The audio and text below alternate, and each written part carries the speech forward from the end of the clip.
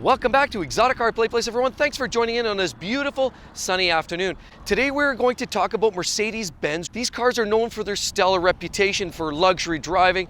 They are synonymous with luxury, performance, and style and innovation. So why is it that they suffer such a brutal depreciation? Let's get into it now.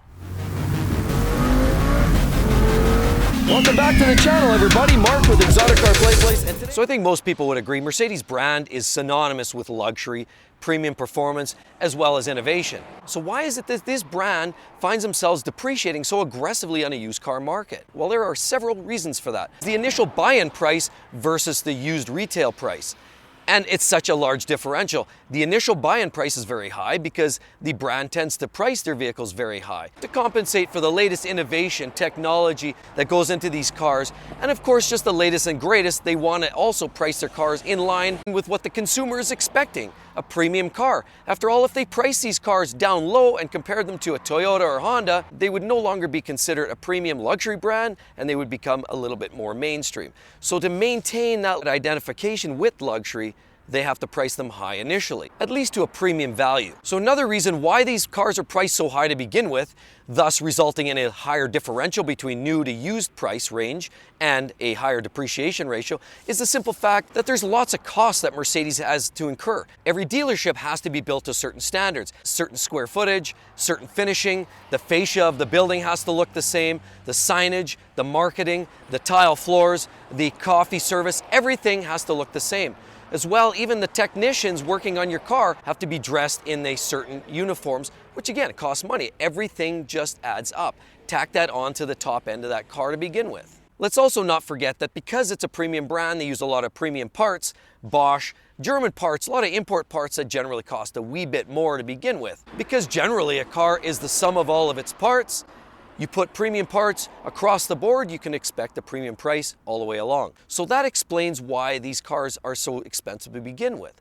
But now we talk about the differential and the depreciation associated with that.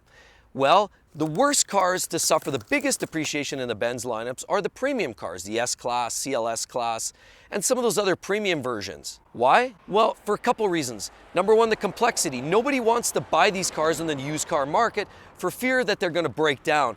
Cost of maintenance, cost of repairs are huge.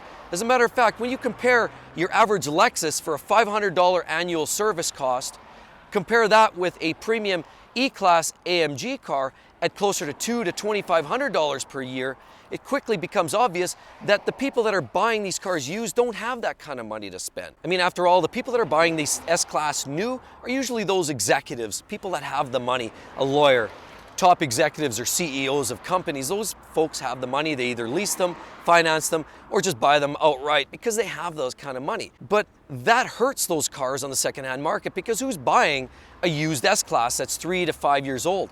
Well, it's not the premium executive folks. That lawyer is not buying a used S-Class. He's going to buy a new one. So who's going to buy a used S-Class? Well, not that young buyer, because the young buyers prefer something sporty, or whether it's a C-Class AMG or something along those lines. So these cars, the S-Class, CLS Class, they suffer a serious, ugly depreciation. And as a matter of fact, the S-Class, CLS, and some of those, again, premium models can see as much as 60% loss in the first 5 years. So it leaves the car only worth 35, 40, maybe 45% of its original value after 5 years. That's why, because people can't buy those cars. People aren't interested in a premium car like that. They'd rather buy some of the smaller versions, CLA, C-Class, maybe an A-Class, because they're a simpler version, less technology, less performance, less to go wrong, and therefore easier for maintenance and lower running costs. So that takes us to the brand in general. We all know that Mercedes Benz is chock full of innovation technology. They're one of the leaders in the industry. And because of that, there's a general fear.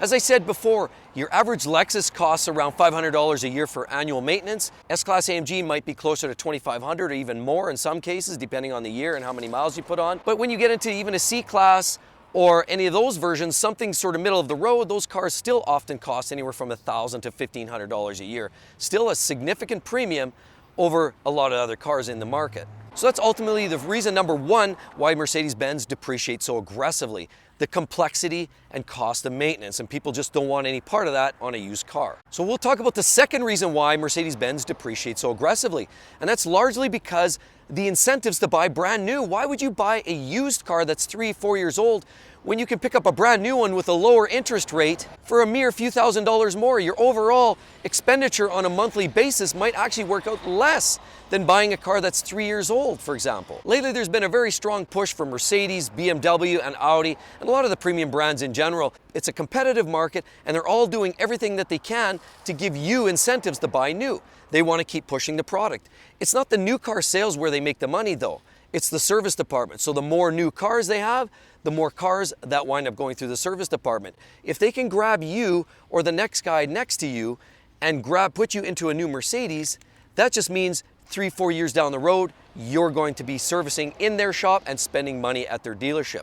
That's what they want.